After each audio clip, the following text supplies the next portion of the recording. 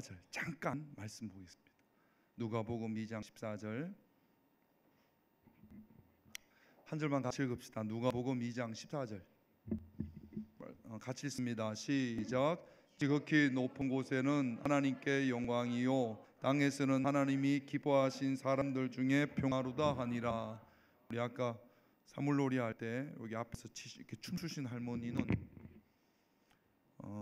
94세 이제 며칠 있으면 95세가 되는 거죠. 제일 끝에 계신 분은 78세, 그다음 77세. 건강하게 사는 비결을 여러분들이 이렇게 보시면 알 수가 있습니다.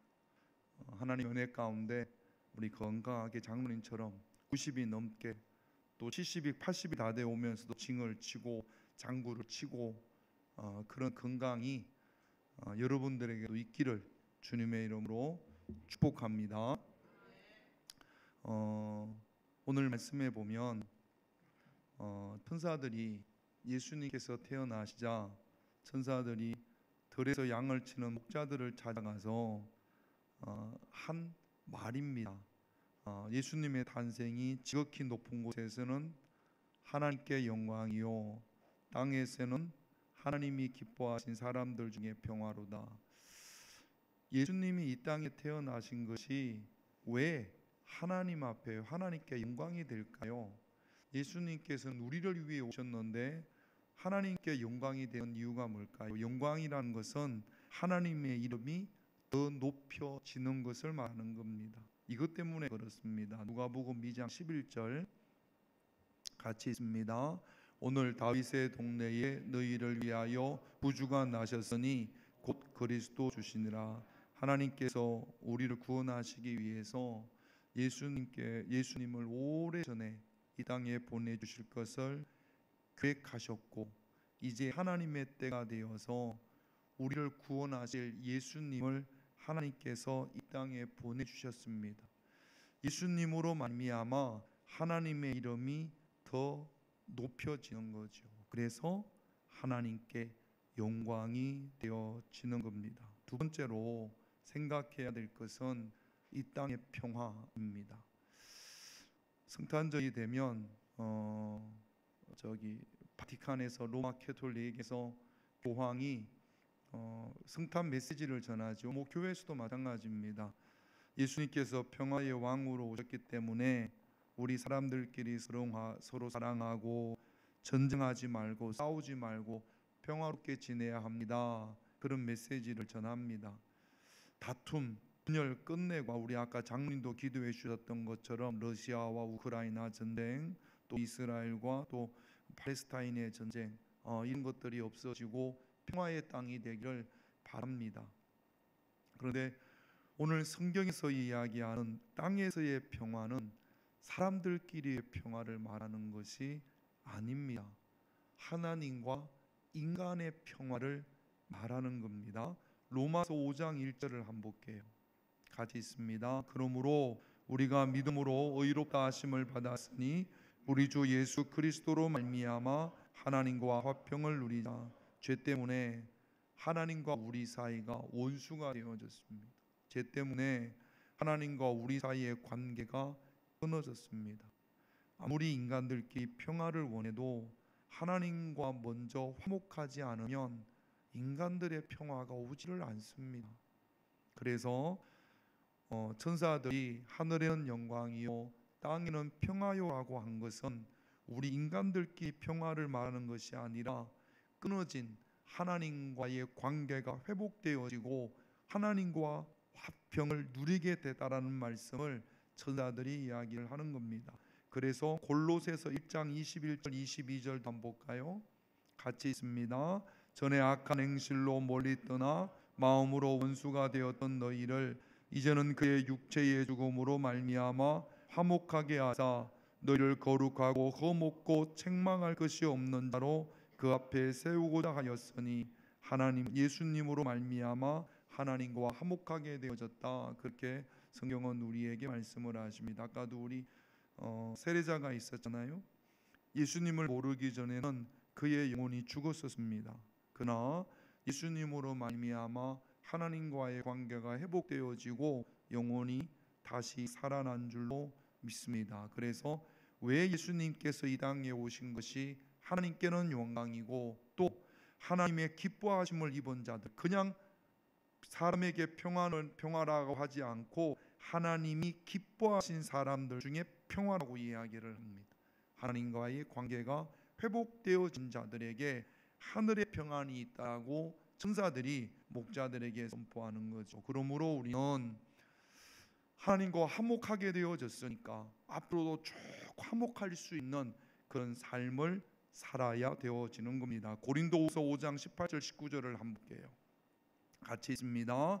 모든 것이 하나님께로 났으며 그가 그리스도로 말미암아 우리를 자기와 화목하게 하시고 또 우리에게 화목하게 하는 직분을 주셨으니 곧 하나님께서 그리스도 안에 계시사 세상을 자기와 화목하게 하시며 그들의 죄를 그들에게 돌리지 아니하시고 화목하게 하는 말씀을 우리에게 하나님과 화목되어지고 화목케 하는 직분을 주셨습니다. 아직도 지금도 여전히 우리 주변에는 죄로 인해서 하나님과의 관계가 끊어진 채 살아가는 사람들이 얼마나 많습니까? 우리 가족들 가운데도 있고요, 우리 형제들 가운데도 있고요, 사랑하는 친구들 가운데서도 하나님을 모름으로, 하나님을 알지 못함으로 하나님과의 꺼진 관계 속에서 살아가는 사람들이 얼마나 많은지 모릅니다. 여러분, 오늘이 성탄절입니다. 성탄절은 세계적인 축제예요. 지난번에도 제가 잠깐 말씀을 한번 드렸는데 1년 365일 가운데 자살들 참 많이 합니다. 스스로 목숨을 끊는 1년 중에 자살률이 가장 높은 날이 12월 25일입니다. 왜 그렇겠습니까? 아침에 잠깐 뉴스를 보니까 어제도 무슨 콘서트가 있었고 엄청나게 많은 사람들이 모였었고 성탄절이 되어서 시내 가면 식당마다 가득가득 채워져 있습니다. 뭐 여러분들이 안 그렇겠지만 모르지요. 또 여기 계신 분들도 어제 그렇게 했는지. 부어라 마셔라 뭐 이렇게 하지 않습니까? 그리고 12월 25일 날 깨어나면 그 허무함이 이루 말할 수 없다라는 거예요. 어제는 너무 좋았는데 아침에 일어나니까 허무함이 이루 말할 수가 없어서, 그래서 젊은이들이 스스로 목숨을 끊는 확률이 가장 높은 날이, 가장 많이 자살하는 날이 12월 25일이라는 통계가 있습니다. 우리 하나님 앞에 예수님이 왜 이 땅에 오셨는지를 알고, 여러분 그것은, 그런 모습은 하나님과 화목한 관계가 아니잖아요.